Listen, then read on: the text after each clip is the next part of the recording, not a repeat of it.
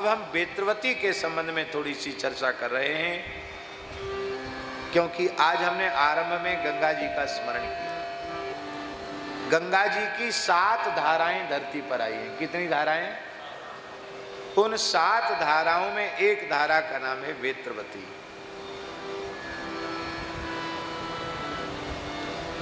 हमने आरंभ में महाभागवत वृत्तासुर का नाम लिया था। वृत्तासुर ने कठोर तप किया, उसकी तपस्थली में हम होके आए, उसमें मौन होकर यहीं रह जाएंगे, ऐसा हो गया। हमारे साथ वाले, आप भी थे साथ में, त्यागी जी तो अपनी लंगोटी सुखाते रहे, इधर उधर डोलते रहे, पर हम तो वहाँ बैठ गए तो हमारे उठने की इच्छा नहीं। कभी करना है, सैकड़ों हजारों लोग वहाँ इकट्ठे होंगे, तो मन मार के जैसे तैसे हमको वहाँ से जाना पड़ा। तो हमारे मन में एक भाव जगा कि इस उद्गम में कोई आसपास ऐसा स्थान नहीं, कोई साधु संत रुक सके। तो हमारे मन में ऐसा भाव जगा कि उस उद्गम के आसपास लगभग 1 किलोमीटर के क्षेत्र में ही यदि कोई भूमि हो तो वहाँ एक गौशाला बने और वहाँ कुछ साधन करने वाले संत रहें, और कभी हमारा मन हो तो हम भी जाके वहाँ रहें। ऐसा मन में भाव जगा। जज साहब को सेवा भी सौंपी, बोले महाराज वन विभाग का क्षेत्र है, वन विभाग के कानून अलग प्रकार के हैं, मुख्यमंत्री प्रधानमंत्री चाहें तो हो सकता है। हमने कहा भैया राम जी चाहेंगे, गंगा जी चाहेंगी तो हो जाएगा। जी हिमालय में चले गए बहुत लंबे समय के लिए, खूब ठंडे इलाके, बर्फीले इलाके में गए, वहाँ भी वेदना शांत नहीं हुई। औषधियों का भी पर्याप्त प्रयोग किया गया, लेकिन सिर उतरा ही नहीं। हमने महाराज जी से कहा महाराज जी एक बार ओरछा आ जाओ आप। महाराज जी ओरछा आए और तुलसी घाट पर हम महाराज जी को स्नान कराने ले गए। रात हो गई थी, लोग हमसे कह रहे थे आप बहुत परेशान करते हो महापुरुषों को, चलो महात्म सुनाओगे फिर गोता लगवाओगे। हमने कहा महाराज जी गर्मी का समय है, अभी एक बार गोता लगा लो। शायद आषाढ़ का महीना था और पूज्य पथमेड़ा महाराज जी ने जैसे ही गोता लगाया, उनकी शिरोवेदना तत्काल समाप्त हो गई। कहते हैं हमको तो इस धरती की सभी नदियों में सबसे ज्यादा चमत्कार वेत्रवती के जल में दिखाई पड़ा। यहाँ आकर हमारी पीड़ा समाप्त हो गई। ऐसी वेत्रवती की महिमा है। वृत्रेण चक्रतक कूपो महागंभीर संज्ञका, कूपात सा निस्रता देवी महापाप विनाशिनी। वृत्तासुर ने महागंभीर नामक कूप का निर्माण किया था, वहीं से संपूर्ण पाप राशि को नष्ट करने वाली वेत्रवती गंगा प्रकट हुई। कहते जैसे भगवती भागीरथी गंगा के दर्शन से संपूर्ण पाप नष्ट हो जाते हैं, ऐसे ही वेत्रवती गंगा के दर्शन मात्र से, अस्याह दर्शन मात्रेण पापौघाश्रमयन्ति च, वेत्रवती गंगा के दर्शन मात्र से पापों के समूह नष्ट हो जाते हैं। भगवान शिव कह रहे हैं यथा गंगा सरिच्छ्रेष्ठ तथेयं च सरिच्छ्रेष्ठा सर्वोत्तमे अस्याह दर्शन मात्रेण पापौघा समयन्ति च। गंगा जी और वेत्रवती में अंतर नहीं है, ये साक्षात गंगा जी हैं। जैसी गंगा जी हैं वैसी ही वेत्रवती है। हे भगवती, मैं तुम्हें पुराना इतिहास सुना रहा हूँ। इस महात्म्य को, इसके इतिहास को सुन करके जीव दोषों से मुक्त हो जाता है और कर्म बंधन से मुक्त हो जाता है। चंपक नाम के नगर में एक राजा राज्य करता था। वो राजा दुष्ट स्वभाव का था, लोगों को पीड़ित करने वाला था, राजा होते हुए भी भारी अधर्मी था और भगवान नारायण की निंदा करता था। देवता और पिता किसान था तो खेत पे काम कर रहा था, बाजरे की खेती थी। माँ ने अपनी विधवा बेटी को रोटी महेरी, छाछ महेरी वगैरह लेकर के, भोजन लेकर के और खेत पर भेजा।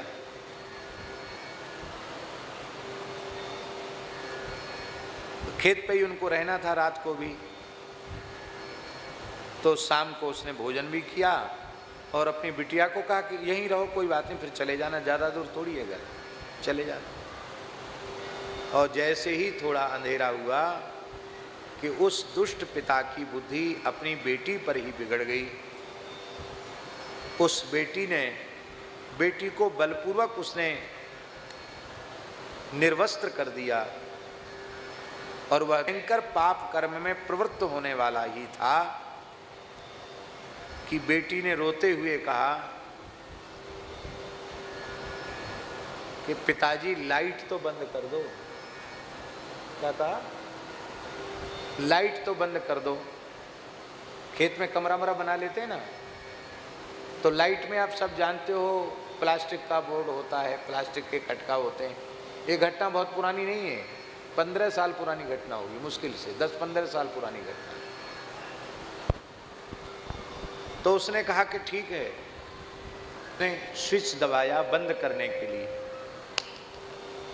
प्लास्टिक का स्विच दबाया बंद करने के लिए, और इतनी जोर का करंट लगा कि वो तत्काल धड़ाम से गिरा और वहीं मर गया।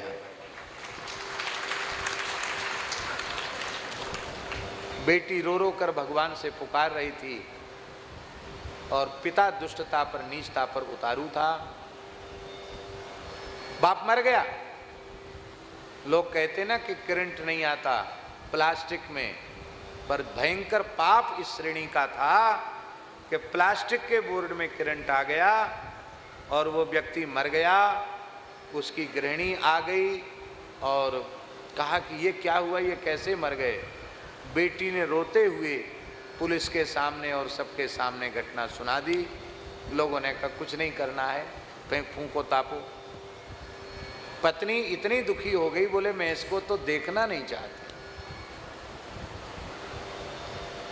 तो भैया पाप से बचना चाहिए, भयंकर पाप का परिणाम तत्काल भी सामने आ जाता। तो इस विदारुण नाम के राजा के ऊपर पाप का परिणाम उपस्थित हुआ।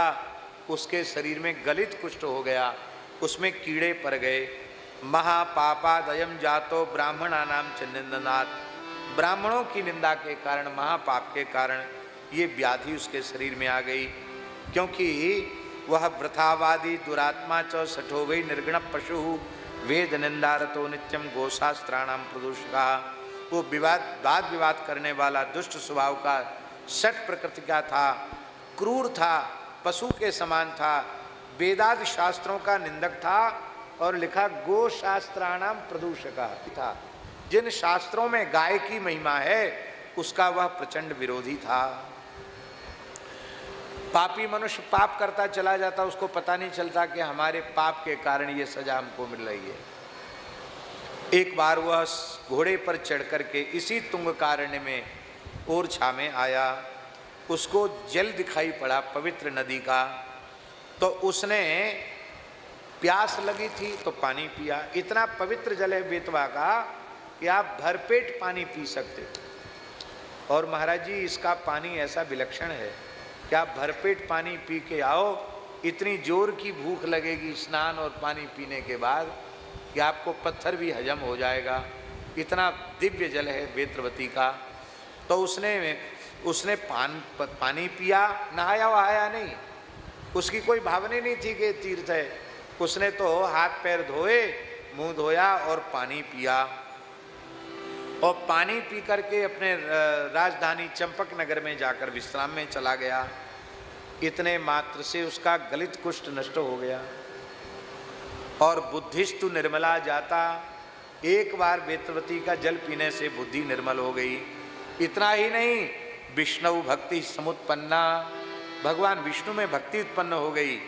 तथा प्रवृत्ति कालेन स्नानम वै कृतवान सदा, अब तो वो रोज चंपक नगर से आकर यहाँ स्नान करने लग गया। इससे लगता है कि चंपक नगर भी 10-20-50 कोस की दूरी पर ही होगा, इसलिए वो रोज आ जाता था स्नान करने के लिए। अब तो जब उसकी धर्म बुद्धि हो गई तब बड़े बड़े यज्ञों का अनुष्ठान करने लग गया। गौ और ब्राह्मणों का भक्त हो गया, बड़े बड़े यज्ञ करके उसने दक्षिणा दी और अंत में वह वैकुंठ को गया। विदारुण नाम का राजा। भगवान शंकर कहते हैं कि हे इति ज्ञात्वा तु भो देवी, वेद बहुत ध्यान से सुनो, इति ज्ञात्वा तु भो देवी वेत्रवत्याम विशेषतः स्नानं कुर्वन्ति ये विप्रास्ते मुक्ता नगनंदनी। हे नगनंदनी, हे पर्वतराज नंदिनी पार्वती, जो वेत्रवती गंगा में स्नान करते हैं वे मुक्त हो जाते हैं, इसमें संदेह नहीं है। कौन कौन मुक्त हो जाते? केवल ब्राह्मण बोले नहीं, ब्राह्मण, क्षत्रिय, वैश्य, शूद्र, कोई भी हो स्नान करने वाला मुक्त हो जाता है।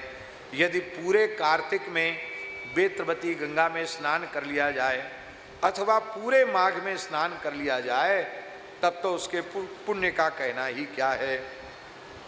सरिताम संगमे स्नात्वा मुच्यते देवी किल्बिषात्, सा भ्रमत्या समम यत्र तस्या संगम प्रदर्शते। जिस स्थान पर वेत्रवती का साबरमती नदी से संगम हुआ है उस पर स्नान करने से ब्रह्मचारी को भी मुक्ति मिल जाती है। इस साबरमती को ही, जिसे आजकल हम लोग जामुनी नदी कहते हैं, इसी को पद्म पुराण में साबरमती कहा गया। यहाँ तुलसी घाट के पास बेतवा और जामुनी का संगम है। यहाँ के स्नान की महिमा है कि वो संपूर्ण पापों से मुक्त हो जाता है। तत्र स्नात्वा विशेषेण मुच्यते ब्रह्म सदा, उसमें स्नान करके ब्रह्मचारा भी मुक्त हो जाता है। और कहते हैं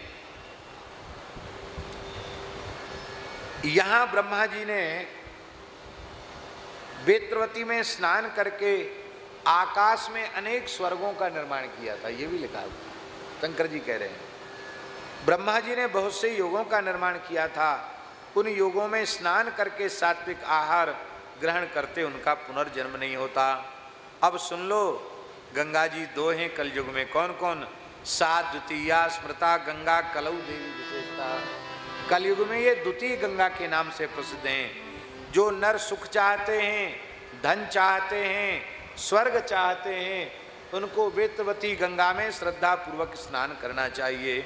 इस लोक में सुख भोग कर फिर सनातन विष्णु लोक को प्राप्त करते हैं। पर बेतवा में बासे शरीर से स्नान नहीं करना चाहिए। पहले डोल डाल जाओ, कुल्ला दातुन करके बढ़िया से नहा लो, पवित्र वस्त्र धारण करो, फिर स्नान करने जाओ। हम रोज ऐसे ही जाते हैं।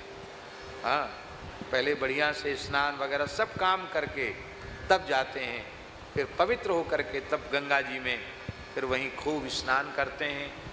क्या करें, ये सब आना पड़ता है, नहीं तो मन तो करता है। अब तो भगवान ने यहीं बुला लिया ना, सामने ही गंगा जी हो गई। अभी तो थोड़ा दूर जाना पड़ता था, और पास आ गई गंगा जी। तो महाराज जी बड़ी महिमा है इसकी। सूर्यवंशी राजा, चंद्रवंशी राजा वेत्रवती में स्नान करके भगवत धाम के अधिकारी हो गए।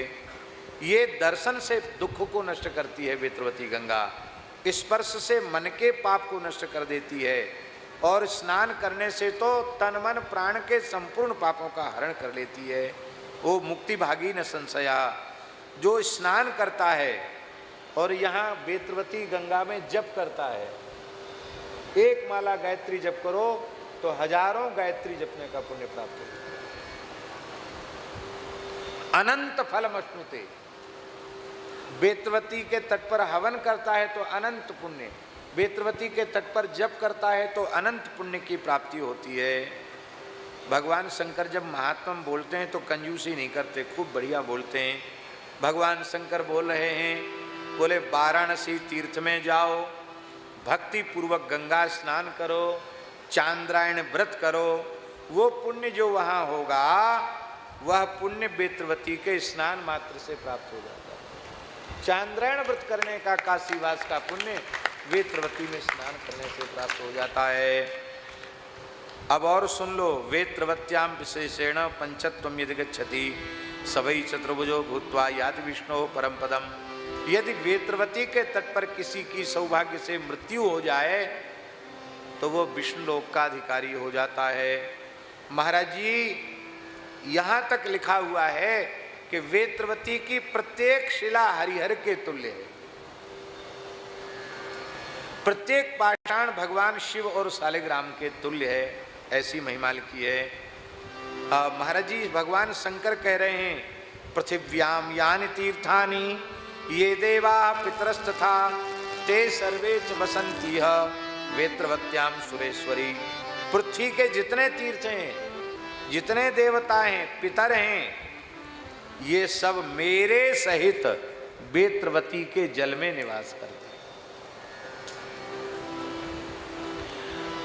किमन्यत बहुनोक्तेनो भूयो भूयो वरानने वेत्रवत्या समम तीर्थम पृथिव्याम न सनातनी। हे सनातनी भगवती पार्वती, मैं बहुत अधिक क्या कहूं, वेत्रवती गंगा के जैसा तीर्थ धरती पर दूसरा नहीं है। अहम विष्णु तथा ब्रह्मा देवाश्च परमर्षयः तिष्ठन्ति देवता सर्वे वेत्रवत्याम महेश्वरी। मैं महादेव, भगवान नारायण, ब्रह्मा जी, संपूर्ण देवता, संपूर्ण महर्षिगण वेत्रवती गंगा के जल में ही निवास करते हैं।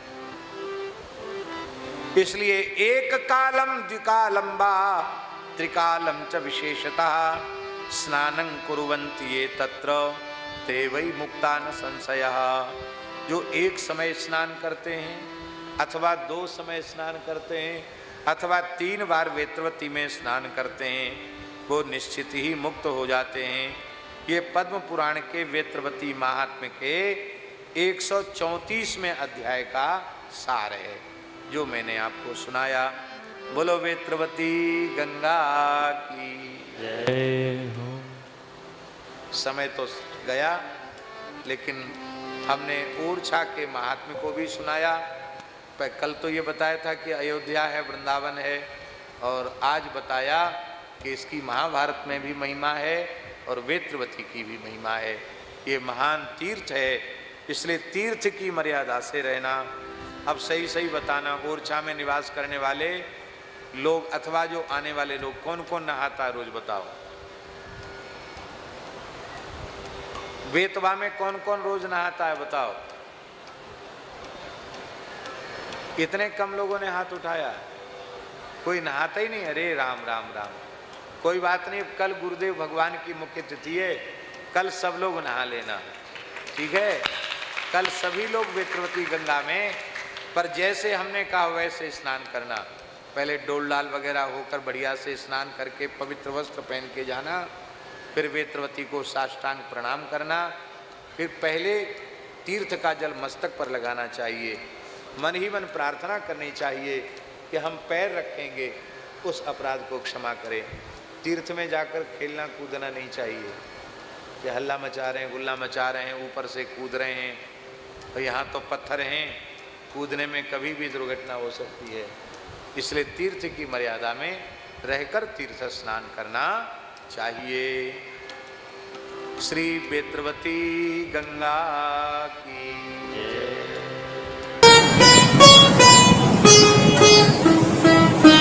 श्री सीताराम। प्रतिदिन सत्संग एवं दर्शन के लिए श्री महाराज जी के ऑफिशियल चैनल को जरूर सब्सक्राइब करें।